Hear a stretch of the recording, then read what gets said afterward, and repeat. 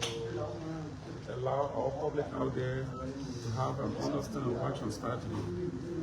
So, what context is inflation?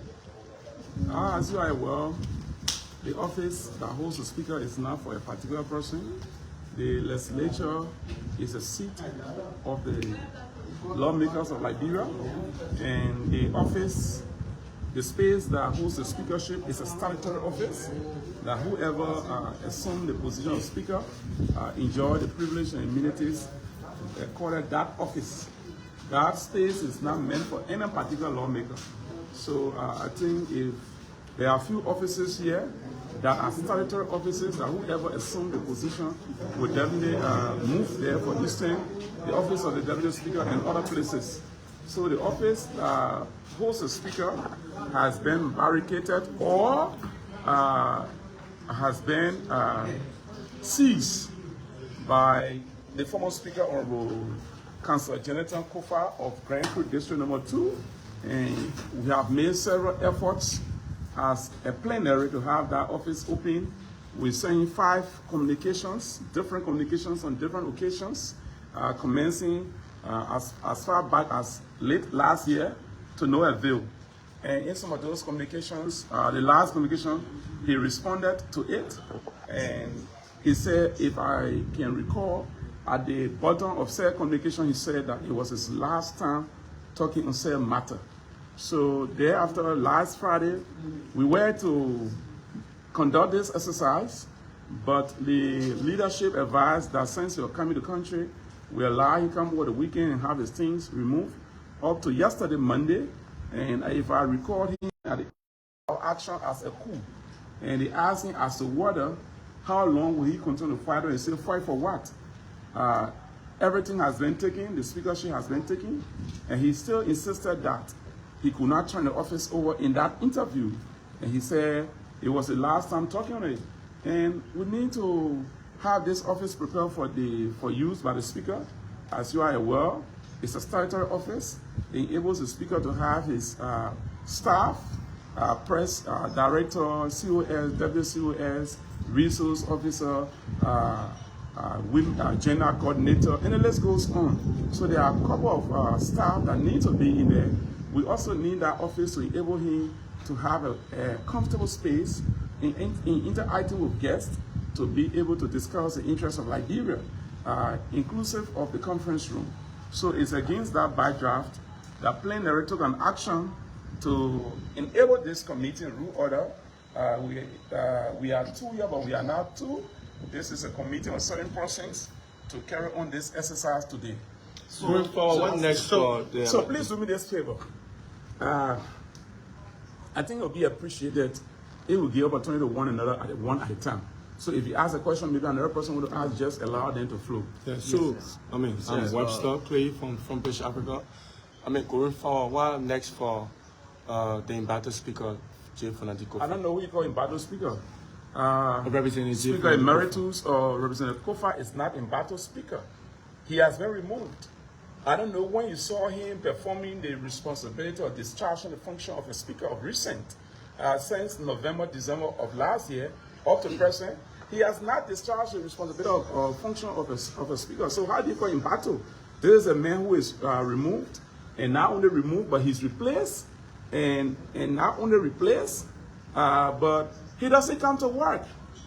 Speaker Emeritus has not come to work for more than 24 section days. And I would want to inform the public about Rule 20.1 and 20.2 of the House's standing rules.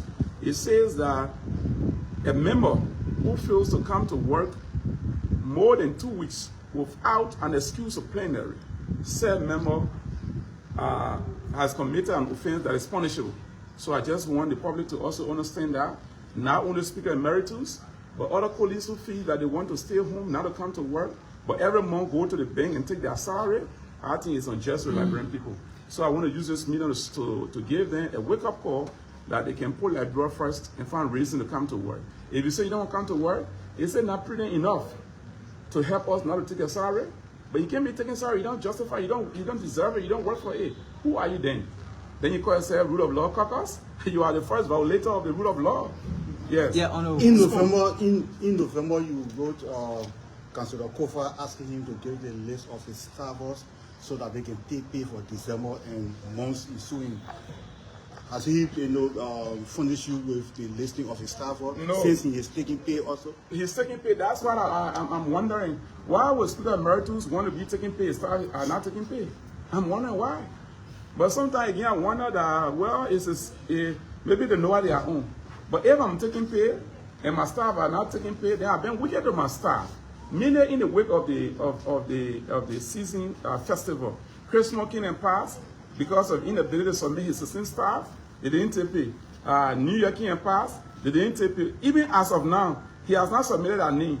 But we're interested to know that he's taking his benefit as a lawmaker. So that's one thing I'm still wondering. He no longer been paid as speaker, he now paid as representative. And he still take the immunity of a representative. So why would he not want to submit the names of his staff? You talk about immunity, you talk about gasoline, you talk about other I said to you, the speaker is receiving his immunity. That's all I can say to that. I want you to ask the speaker as to whether he did not take pay for the month of December.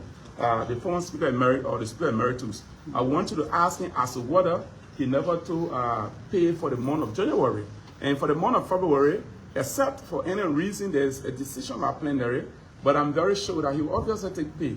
Yeah. Honorable Kule, my name is From here, Trocon from Spoon. Spoon to Spoon. Yeah, did you receive any code evasion order to carry on this exercise? People are concerned about that. The speaker emeritus received a code clearance to have assemble at the offices of hosting the speaker. One thing that I understand is this: there are three separate and coordinating branches. We cannot subject our working to that of the court. Similarly, the court cannot subject her working to us. We as a body, as a branch of government, we took a decision in plenary, and leadership endorsed said decision. So we honor obligation to implement said decision. The decision taken is not on a Zona Paul or on a collect decision. It is a decision of plenary. So I think that you should be asking as to whether likewise, similarly, as to whether Honorable Kofa, when he was ascending to the speakership, the use our office, where the court gave me a clearance. So I go to ERBC. Yeah, now the office has been invaded. I'm concerned as to when do we expect to see Honorable Kum taking our office? The first thing is I'm going to take the office. You saw the situation in there. His personal, pieces of, maybe should I say personal belonging. You went there. What did you see there as personal belonging besides maybe the photos, the sheets, and maybe some of the dustbins, and you saw for yourself, right? So I'm still asking myself. I'm asking, when do we expect? I want to respond to you, but I want to lay a premise. I'm yet asking myself, why this man was keeping the work of the legislature at hostage? And you've been here for a little while on legislative coverage. Many times you see people coming with content, and attempt to obstruct the work of the legislature, right? So what he was doing to keep the office of the speaker closed. And nothing absolutely is there. Besides pieces of papers and you name the rest that are not essential. Was that not obstructing the work of the legislature as well? Or should we be biased in our decision? If it were a minister who did that, then we're passing a vote of no confidence at this time, asking them to go behind the roasted bar of South Beach. But why do that to one of our colleagues who elect to do similar action that we know fully well that if it were done by a member or agent of the executive, we are going against them. But to satisfy your curiosity, I say to you that the office of the speaker will be turned over in the soonest possible time. There will be some maintenance or renovation work. When it is done, the public will be informed as to when the speaker will officially be taking his office. Yeah, so I want to know, since ERBC is dominant. Close to 3 months now, according to you, the former speaker has not been working, but yet you still pay him. Why? Like I'm saying to you, it is plenary decision. Even if it is being observed that he's not working, I'm not clear with that authority. There are procedures. A complaint or the information need to be sent to plenary, and the plenary take a decision upon that. So as Committee on Rule, Orders and Administration, we are not clear with the authority to remove any lawmaker from the payroll. We do not have that authority. The people that have that authority is a plenary. So I'm saying to you, this is a breaking news for you, and I hope and pray that you can help me and edify this news to the Liberian people, that the Speaker Emeritus has not been working for the past 3 months, but yet he still receives a pay, and no time, a point in time that they are sending money to the account and resist it there by sending it back into consolidated account, or to have an official documentary on to say, I received this money from government of Liberia, so I'm calling the Liberian people in the press to ensure that it's go back to government of Liberia because I did not work for it. So that's the issue. Sir, my colleague's question still goes back to you.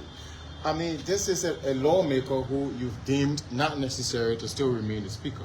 And plenary have not found it necessary to hold on to a salary or make a decision on whether he should still take pay after not working for 3 months? I just said to you, it was this one section that asked the enrolling clerk. The enrolling clerk is the clerk who does the roll call.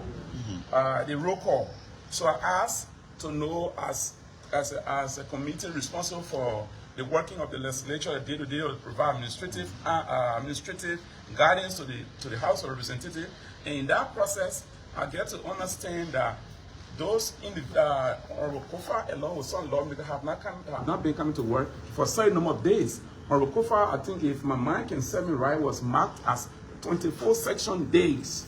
So go to work and do your mathematics and know how many months within 24 section days. So it's a breaking news, since I'm breaking it to you, right? So I can assure you that we'll do our best to inform plenary, and plenary will take the appropriate decision. That decision is now with us. That's the point I'm making to you. Whether I like it or not, when plenary say this, who am I to object to it? I'm on a mandate per the rule of the House of Representatives to implement plenary decision. Lastly, from my end. Can I ask you? Yeah, it's the last from his end. So, my last question is, prior to this invasion, did you write a quote about the... I said to you over and over, I would not, and we will not subject the working of the legislature to the court. These are two separate branches of government. Which institution report for? Closing argument. Closing argument. When last? Closing argument took her agenda for discussion that day to Spoon FM for approval. When last you did that? But you are the Hello? I said to you, because of the doctrine, because of the coordination, because of respect. So because well, closing argument, it means that when you go to a function where Spoon FM is, you will walk away because Spoon FM is there. That's what coordination comes in. You understand what I'm saying? The justices are the final arbiter of justice. So if the justices call for the sake of coordination, we chose to honor their call. Should that be a weakness that you want to criticize us for? Should that be? So I'm saying to you, I don't know when last closing argument as an employer closing argument, because every evening you have a talk show, right? I don't know when last you took your talking point for today's date. Like today is Armed Forces Day. Will you take your talking point for today and take it to Spoon FM for approval? Is that what you want us to do? To take the function of the legislature, an independent and separate branch of government, to the judiciary for approval? You are killing me. So then you don't want to be a member of the Rule of Law Caucus, where you are one of the breakers of the law. Yes, on Rokolel, there are other lawmakers who may not be coming to work and receiving pay, like the allegation you raised against Representative Funati Kofa. But ain't you always in session? Are you always in session, right? Always in session. So if you are an independent, as an independent journalist, you know that it doesn't can you help me just give me too long because you are not seeing session? Interview the interviewer. Yeah, No, it doesn't go that way. You are a student of journalism. You don't have to be combative. This is a No, I'm not combative. No, So- that's a misplaced of where no, come on. You are misplacing. I'm not combative. We are in a jovial for having a nice conversation. Combative? So You're can not you Can I combative. have disagreement with any of the points raised? No.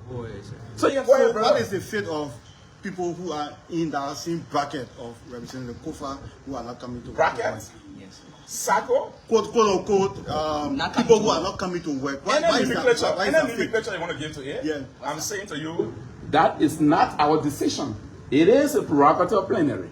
Plenary is the one to take that decision, and we cannot second guess what plenary will do until plenary makes such decision. Have you been able to designate another office?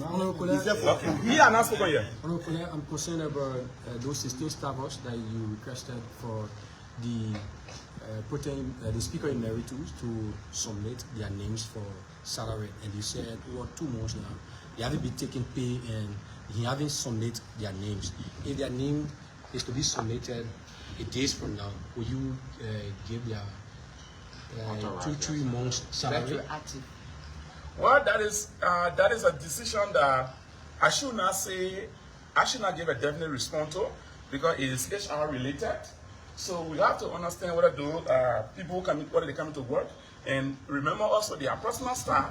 So as personal staff, the lawmaker can choose to say, okay, my lawmakers, my staff, him and the constituents working. Who am I? I do not have say authority, right? So what I can say to you, yes, to some extent, they will be paid retroactively because the money is covered on the budget. They are captured as personal staff, and the pay is there. But the major discussion point I want to take from this conversation is to help me and go out there and advocate for this 16 staff who has not been taking pay only because one man refused to submit their name. I want to advocate for the 16